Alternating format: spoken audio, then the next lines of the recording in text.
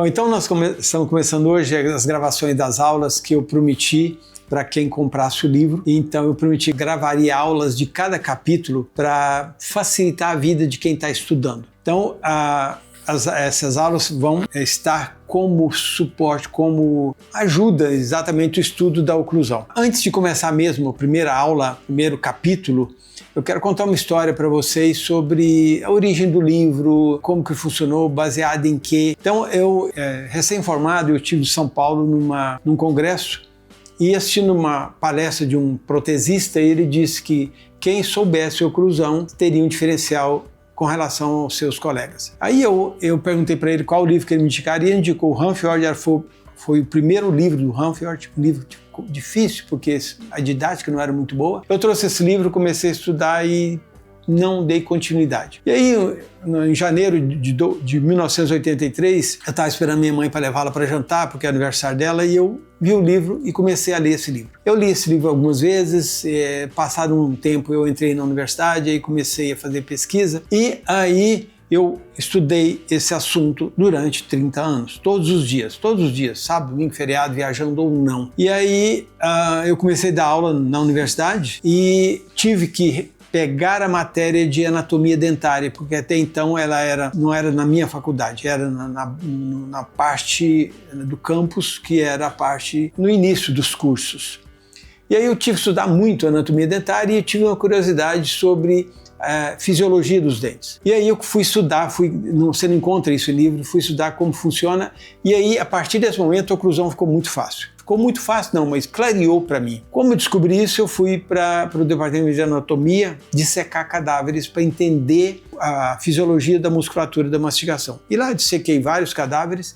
Quando eu compreendi a anatomia, a topografia dos músculos da mastigação, a oclusão ficou bem mais fácil. Aí eu fui para lá e fui fazer dissecção de ATMs. A partir do momento que eu entendi ATM, que eu entendi posição de relação central, até eu fiz uma pesquisa nesse lado especificamente da anatomia dentária, aí a oclusão ficou muito fácil. Aí você deve estar perguntando, eu terei que estudar 30 anos para entender a oclusão? Não.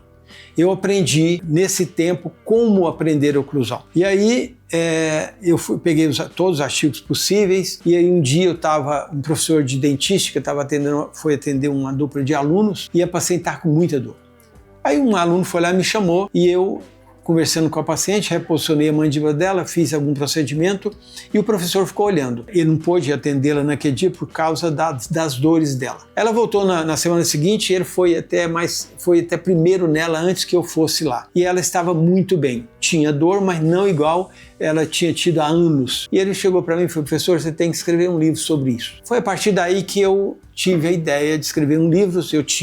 Eu levantava toda a literatura. Quando eu pedi a aposentadoria da UFG, eu tinha 3.207 artigos catalogados. Dessa, a maioria estava ligada àquilo que eu trabalhava. Eu comecei uma pesquisa em 1990, foi até 2016, portanto, foram 26 anos de pesquisa.